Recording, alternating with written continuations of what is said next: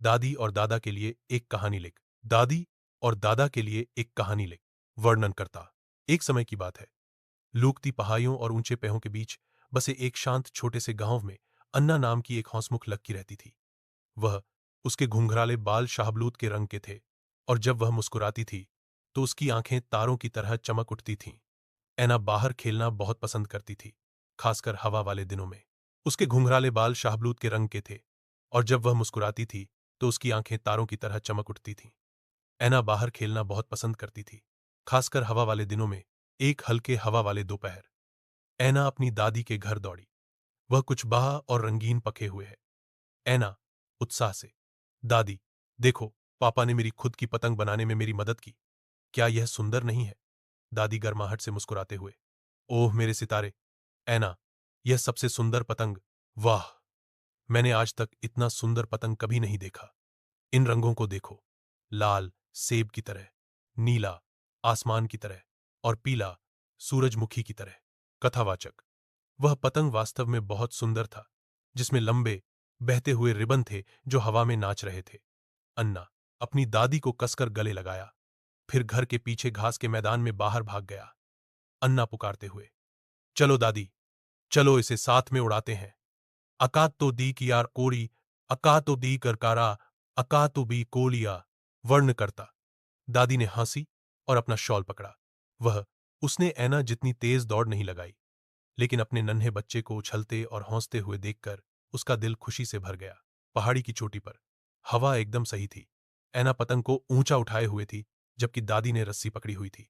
तार, अन्ना, तैयार हैं दादी, मैं छोड़ दूंगी और आप खींचिएगा। दादी, जब तुम तैयार हो जाओ मेरी प्यारी। वर्णन करता। अन्ना ने पतंग को हवा में उड़ने दिया और दादी ने तार को बिल्कुल सही ढंग से खींचा। पतंग बहुत ऊपर ऊपर ऊपर आकाश में पक्षी की तरह नाचते और घूमते हुए। अन्ना हर्षोल्लास से, यह उड़ रहा है, यह वास्तव में उड़ रहा है। दादी हंसते हुए, निश्चित रूप से यह उड़ रहा है, तुम्हारी तरह। इसे उड़ान भरने के लिए बनाया गया है। वर्णनकर्ता। उन्होंने पतंग उड़ाने की बारी बारी से कोशिश की।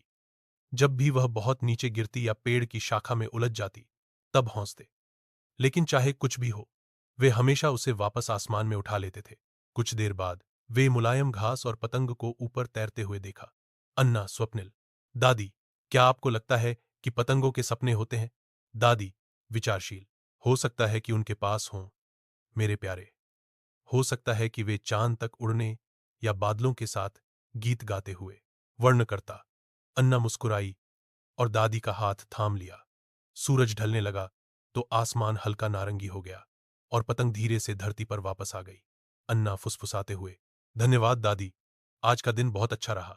दादी उसके माथे पर चुंबन करते हुए, तुम्हारे साथ हर दिन बहुत अच्छा होता है, मेरी प्यारी पतंगबाज। वर्णकर्ता।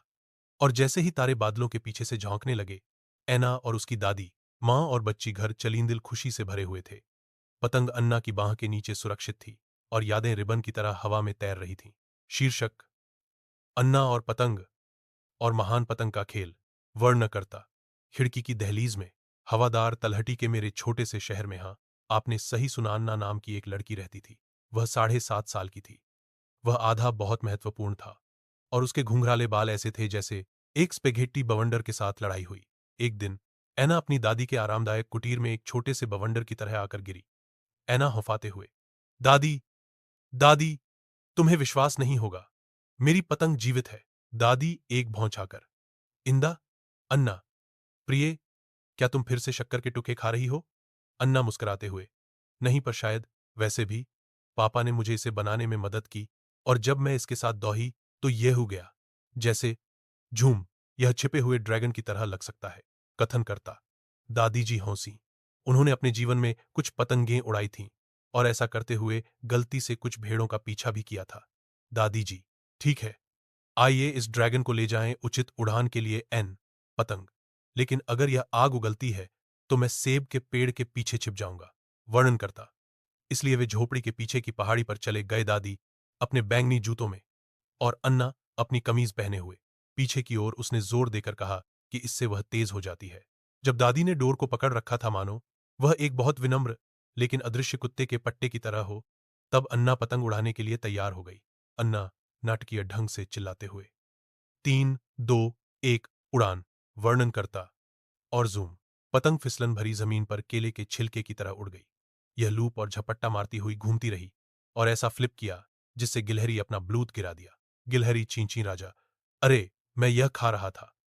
डगमगाती हुई दादी, वाह, इस चीज में मेरे वैक्यूम क्लीनर से ज्यादा खिंचाव है। वर्णन करता, पतंग इतनी तेजी से ऊपर उठी कि दादी ने थोड़ा सा नाच किया। एक पैर, दो पैर, अल ज्यादातर उसके नीचे।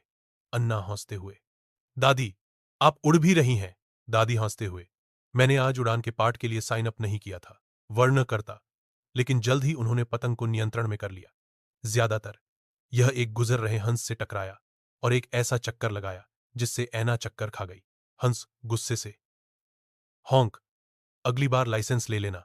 वर्णन करता, सारे उत्साह के बाद ऐना और दादी घास में गिर पड़ी। किट ऊपर उन पर हवा में खुशी से डोल रहे थे। अन्ना हौंसते हुए, दादी माँ, क्या आपको लगता है कि पतंगें चुपके से एलियन हैं?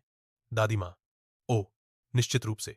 अभी अभी एक ने मेरे विग का अपहरण करने की कोशिश की। वर्ण करता, वे दोनों। उन्होंने तब तक हौंसा जब तक उनकी पेट में दर्द नहीं हुआ। फिर दादी ने अपनी जेब से 2 आश्चर्यजनक कुकीज निकाली, क्योंकि दादी के पास हमेशा गुप्त नाश्ता होता है। अन्ना मुंह भरा हुआ, मम, आप सबसे अच्छी हैं दादी। दादिया मुस्कुराते हुए, और तुम मेरे छोटे स्पेघेट्टी हेड विंडी बॉटम के सभी में सबसे अच्छे पतंग चलाने वाले हो।